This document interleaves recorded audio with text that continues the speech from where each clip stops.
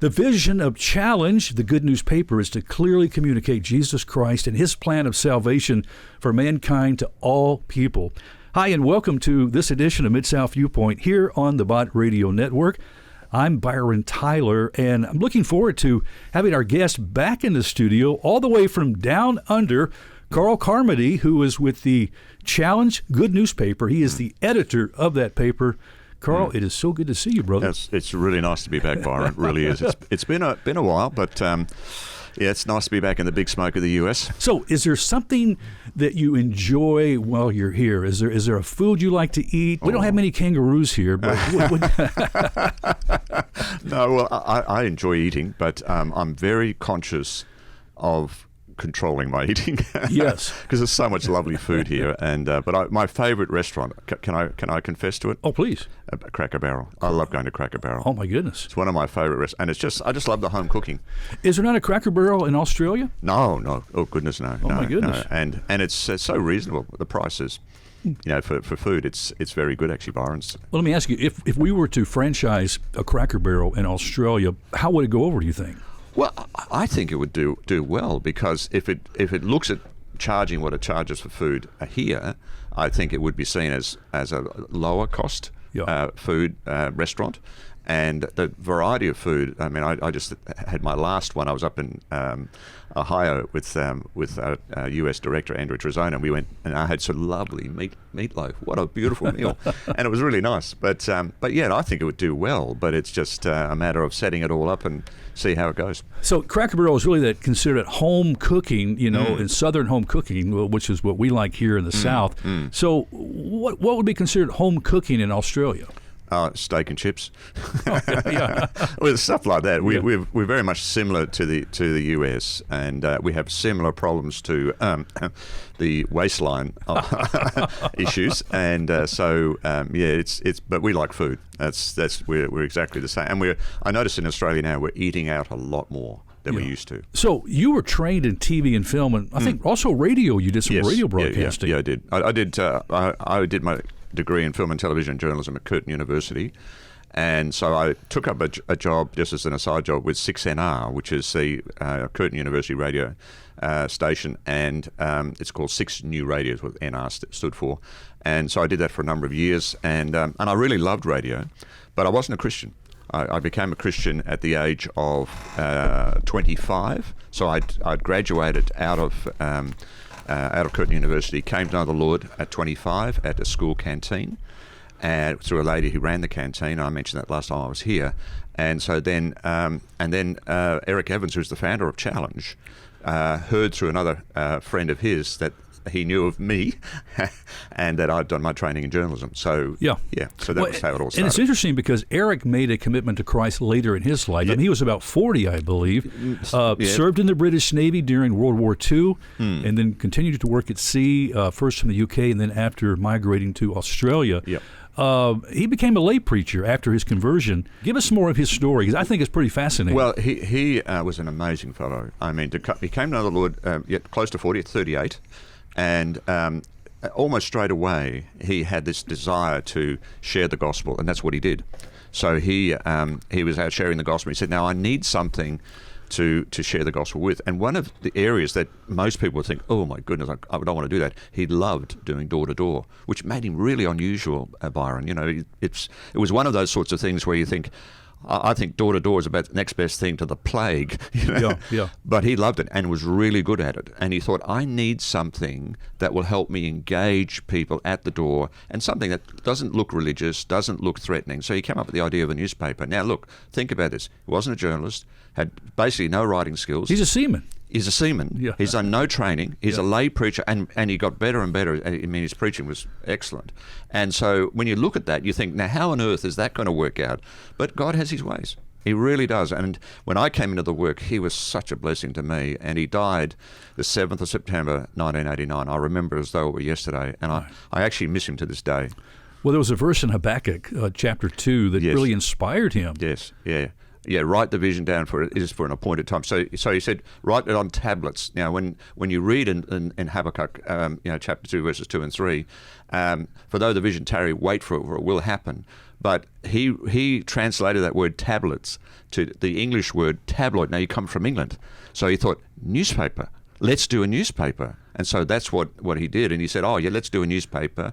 And so away he went. So he looked at, and then funnily enough, he came up with the name Challenge, not knowing that there was already a Challenge newspaper in England, a gospel newspaper, and they helped us to get going. Oh, really? Yeah, which was, I mean, you just see the providence of God, Byron. You just think, how does that work? And I just think, okay, I thank you, Lord, but that was how it worked. And so they helped us get off the ground and got us going. And then, one thing I will say, the first edition of the paper, he never let me see it because he just didn't. He thought it was terrible, so he just said, "I'd love to see it." But anyway, he did a great job. Did you have any reservations at all accepting Eric's invitation to join the challenge? No. Now, look, here was the thing. I'd graduated. I'd been out of Curtin University about a year, and I'd taken up a job as, I used to love doing landscape gardening, so I was a gardener and so on by trade. Landscape gardening, I loved it. So I took up a job with the school. But I'd just been praying as to what the Lord wanted me to do. And so my goal was to get into radio, much the same as yourself, Byron, to get into radio, not necessarily Christian radio, but radio. Anyway, the end result was that I'd been at Whiteside Primary School probably about a year. And anyway, Eric came out to the school and he said, look, I just wanted to have a chat with you, and it's because he'd rung me, and I said, okay. And so he said, I'd like to invite you to come in and be part of the work. Now, he said initially, well, why don't you just come in and start working part-time, which I did in July of 1982, came in full-time in March of 1983. And then, I just felt that was what the Lord wanted. Now, in the meantime, the lady who'd led me to the Lord, Patricia, I'd met her daughter, Carolyn, and so we've been married 41 years now. But then we'd been engaged to be married, so I thought, wow, this is, we're engaged to be married. I'm thinking I'm coming into a faith ministry work. Now, Eric had said, oh, yes, we'll pay you so much a week and so on. Well, the day I got in there, I knew straight away it was not going to happen. Now, this was the thing. I knew God had called me, so therefore I just said, okay, Lord, I'm yours.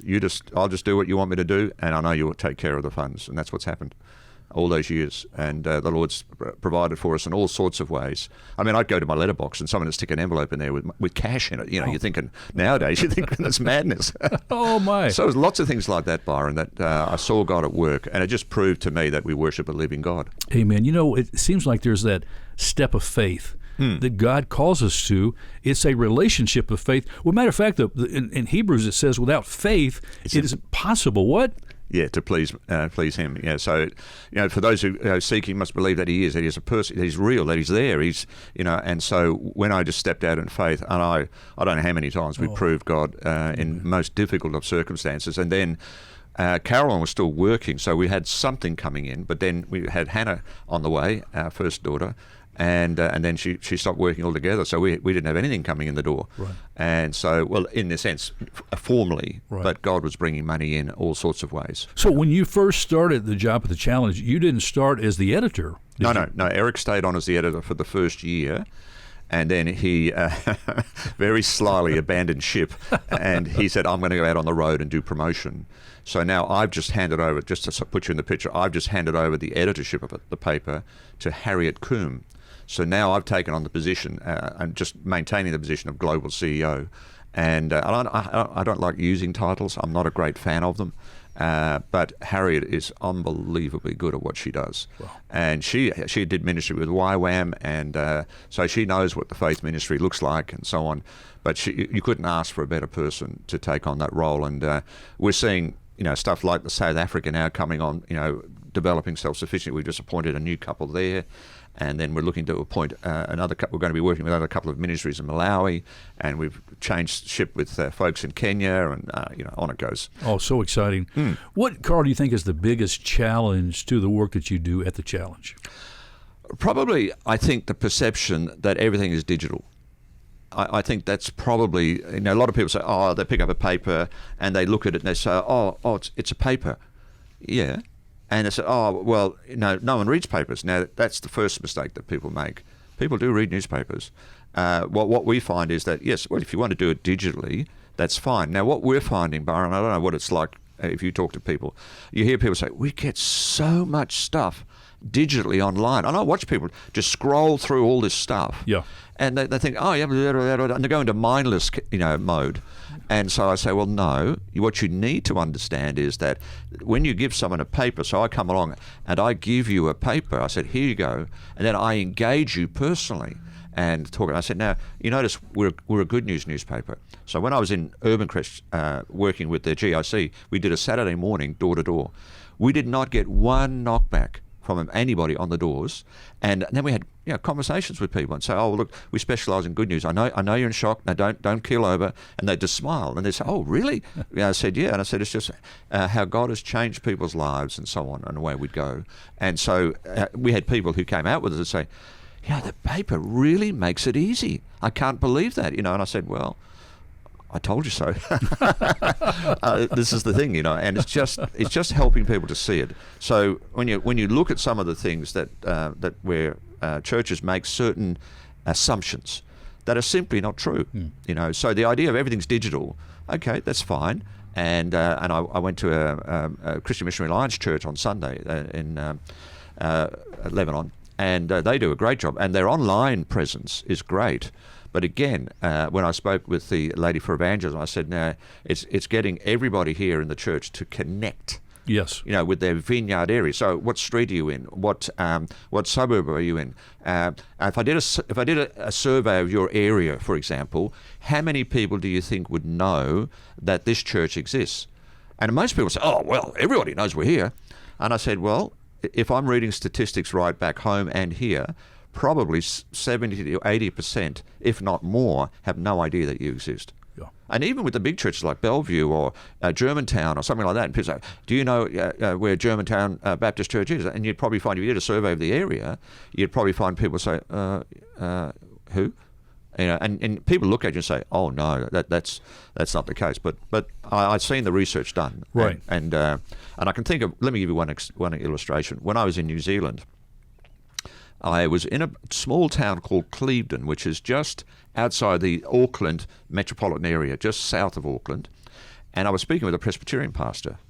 And I said, one of the reasons that we do the Challenge newspaper is to develop your presence in the general community and then a profile into a home. Who are you? Where are you? And what do you do that relates to the non-Christian?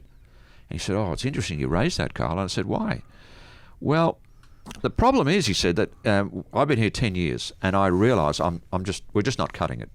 So they decided to do a survey of the township, which is about 2,000 people, and they had about 16 questions, which is way too many in my books. But anyway, two stuck in my mind.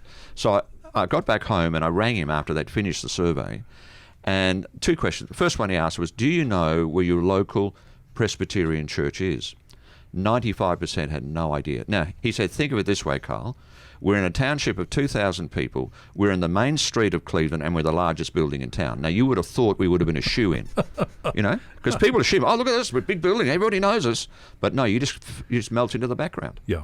Then the second question they asked was, do you know of any of the particular programs or things that we do as a community service? 97% had no idea. Wow. So he goes back to his church, holds a meeting, and he's talking away about this, and a guy at the back puts up his hand. And anyway, Jim, what is it, Jim? What do you want to say? He said, look, Pastor, he's an older guy. As far as I'm concerned, everybody knows what we do, and everybody knows where we are. And he said, Jim, that may be our perception, but clearly what we've just done shows that that's not true. Yes. And I think a lot of churches would have a reality check here if they suddenly realised, oh, and here's the other thing, Byron.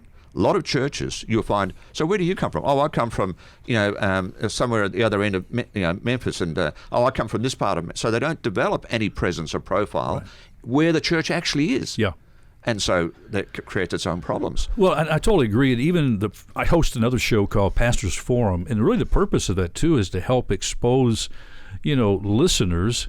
They pass these buildings all the time, and maybe they pay attention, that's a church, but not knowing the details. But we try to obviously open the doors of that church through the interview with the pastor so people can hear. So it's done, obviously in a digital format through radio. Yep. But I see, the need, because I totally agree. I don't think people, for the most part, care what that corner church is. It's just a building at the stoplight, Yeah, exactly. And so I can see your point there. I really can. And I know that through this paper, it's all stories.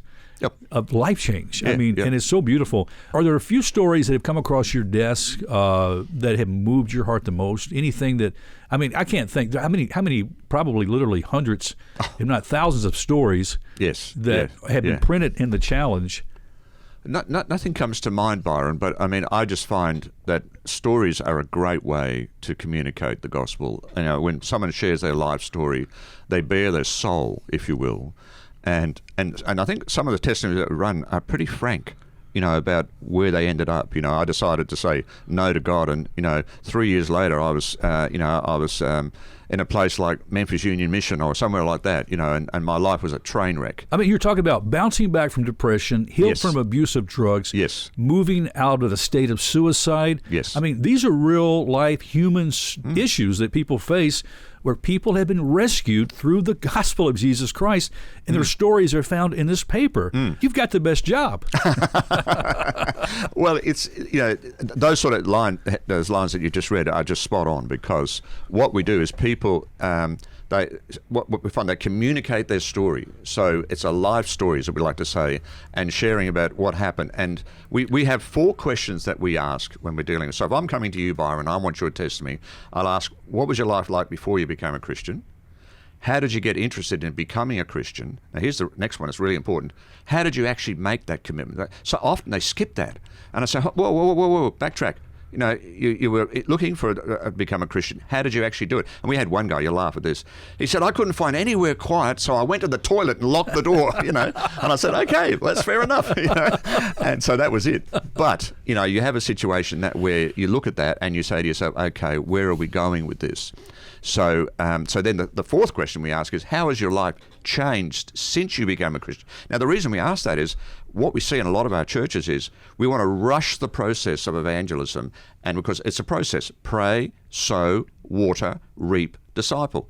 Now, it depends. I'm witnessing to you. Now, you might be at the watering side of things, but then next week we meet for a coffee in a restaurant, and then we say, okay, have you reached the point where you want to commit your life to the Lord? So there in a Panera Bread, we've got a coffee each other, and I just lead you in a prayer of commitment.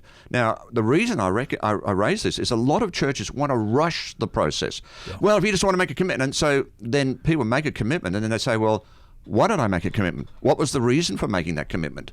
And it's not because I was convicted of sin that I realized my life was a train wreck and so on, but it's just someone said, oh, well, I need to make a commitment, all my life will change. Well, no.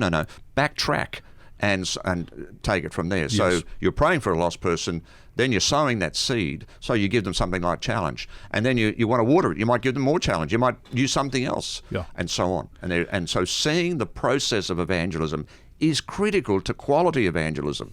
Well, in the Challenge Edition number 456, I'm sure you've memorized Challenge Edition 456, Carl, there's an article about the fossils rock the boat with powerful evidence of the reliability of the Bible. Do you recall that story? Yes, I do. Yes, yeah. But I find, for me, the reason we run a lot of this type of story, and we do, obviously, let me just backtrack a little bit, if I can. I visited a pastor and spoke with him about Challenge down in the southwest corner of Western Australia. And anyway, we got onto the subject of the paper, and he said, I really like the paper. He said, but I don't like this. And the subject was dealing with creation and so on. So the end result was that he said, look, I'm a scientist. So I said, yeah, so what? Well, I know things. So I said, yeah. So I'm trying to get out. So you're a scientist. So what are you telling me now? He's a pastor. Anyway, we had a discussion, so on. He left. He then deliberately got the order cancelled. 2 months later, he left that church and went up into the Northern Territory. And I thought, what a disingenuous act to do. But what it made me do was, tell you what, I'm really cheesed off with this. I don't know if you have that expression here, but I was not a happy camper. And so I said, we're going to do a whole page on creation. That's it. We're going to do a whole page on creation. That's it. And people said, well, you can't do that. I said, why not? And they said, because one of the big things that's really close to my heart, Byron, is the whole idea of 6-day creation. And we unashamedly put it into the paper, and we run testimonies of it and have people have come to know the Lord through it and so on. So when you look at the fossil side of things, and not that I'm suggesting you're a fossil, Byron, I'm not suggesting that. But Thank you, Carl. But I mean, it just so stirred my heart. I mean, Yes. if I was to say to you, I was mad. I was. Well, I think Jesus in his ministry asked a lot of questions. Yes. Yes. And I think we need to help people to ask questions.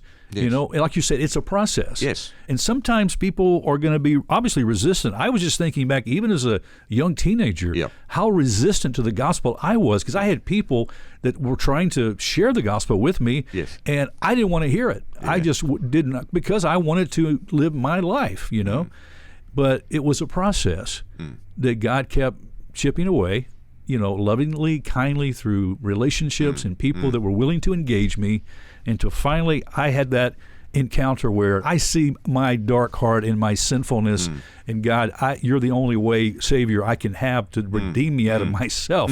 And so, I totally see that. But Yeah, it was the same for me, Byron. Exactly. I when I saw what I was like, I felt about half an inch tall. Yes. I just thought, oh my goodness. And I've never felt so humbled in all my life. I just thought, Lord, why on earth would you even save a wretch like me? oh my. I was humbled. When the paper is put together, edited, and all the stories, are coming together, Yep.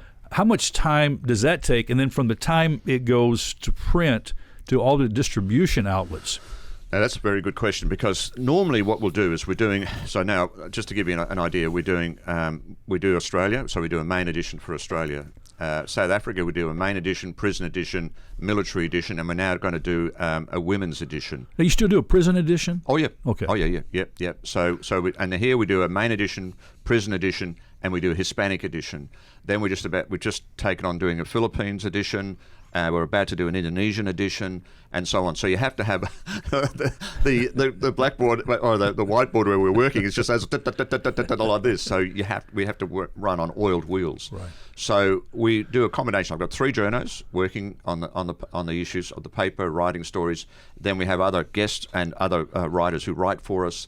And then, so that takes a lot of things. So Harriet Coombe, who's our new editor now, she's sort of marshalling all those people. And so from woe to go, once we've got all the material, it takes about a week to do an edition. By the time we get it all done, get it all sorted, and goes through all the different, and we send it through quite a process for proofing. So then we've got to send it off when we're doing the Spanish edition, proof it for us, check it for us, Right. Then we get the AOK. When we're doing the Philippines edition, the Tagalog version. Now we're doing the Indonesian version. It's our first one coming up pretty soon. And I'm meeting with some people when I get back home. I'm back home on the Wednesday. I've got a meeting on the Thursday. I think my wife's telling me my life insurance is at risk. And so all of that sort of stuff. So And that's in jet lag too, right? Well, I don't have time for jet lag. It's just the way it is. But it's so all of these different editions take time. So, and doing it really well. And you can see, I mean, it's a very high quality production that we do. Yes, it is. We print on offset paper, not newsprint. And so it doesn't discolor or anything like that, and it feels nice, and so it takes a lot of work to do it, and When you talk about printing in the different languages, now is all this sourced there in Australia, or do you have printing locations like here in the U.S., in the Philippines, and how do you do that? Yeah, no, we have the all of the different printing areas. So we print in South Africa, we print in Kenya, we print in Australia, we print in England, we print in the U.S. and Indiana, and the folks there, I haven't had a chance to talk to them, but I reckon they're Christian. They really love printing our paper. And so it's lovely when you have people like that, Byron, who are on board. And so we print at all the different places around the globe, plus in Australia as well. And so you've got writers, but you have to have a way to engage people's stories. Yes. So how do you get the word out about we're looking for stories? Well, we push that out online, plus we do it through our newsletter and so on, that we put out a small newsletter. And so what's good about that is then we'll get people come back, oh, look, I'd like to share a story. And people will send it to us often. They'll see the paper, they'll send us a story. And then we do a lot of interviews. So I'll get Janice, who's our sub-editor, and she'll stay at home. She'll do an interview at home, and then she'll do all the notes and all the stuff. Then we'll come in and they'll do interviews in the office. So lots of different ways of doing it. We have different publications that we get where we borrow stories from each other. So UK borrow from us, we borrow from them because we're running the same thing. So we have lots of different means of drawing in stories into a particular edition. And about how many stories typically will go into one edition? Well, for one edition like this, you're looking at about maybe 6 testimonies.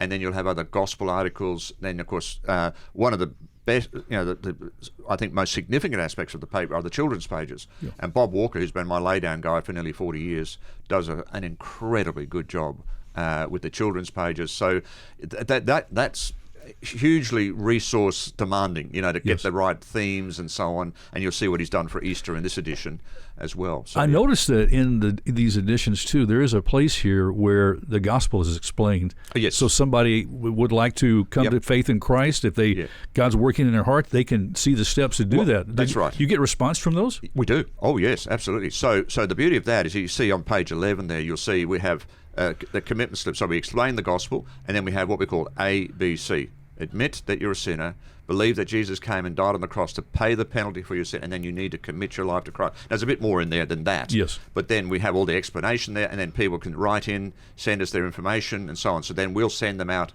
a discipleship literature and so on. And if the paper is stamped on the back, where in that little box, then we contact the church, and we say, look, we've just had a commitment from this person. We've sent them initial discipleship stuff. Would you please follow them up? Okay. So, because the old story is, whoever does the fishing gains the blessing. So let me ask you, a church here in Memphis wants to partner with the Challenge. Yes. They could distribute the Challenge through their church ministry and stamp on their information about content. Yes. Is that how that works? Yeah, and we can actually go one better. So let's say now we get a church orders 1,000 copies. Our printer will actually, what we do for our headquarters church in Lebanon, Ohio, Urban Crest, we put Urban Crest Baptist Church on the front, and then we print on the back here, Urban Crest Baptist Church, the website, phone numbers, all of that sort of stuff that they need to know. And in some cases, you'll get churches put a QR code on there. So you just scan the code and away you go, and it takes them straight to the church's website. So that's beautiful, Carl. Yeah, I love that. Yeah, well, to me, it's simple, it's easy, it's doable, Byron. Yeah.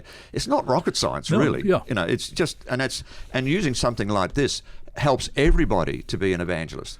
Who's your one? Mum, dad, brother, sister, friend, neighbor, work colleague, whoever. Oh, I love it. Yeah. Carl, if somebody listening to us here on the program today has a story they would like to share, they would like to share their testimony, can they reach out to the Challenge? Yeah. Well, you see it on the paper here, but they can simply, if they want to, just send me an email. My email address is easy. It's just CARL, so it's carl@challengenews.org.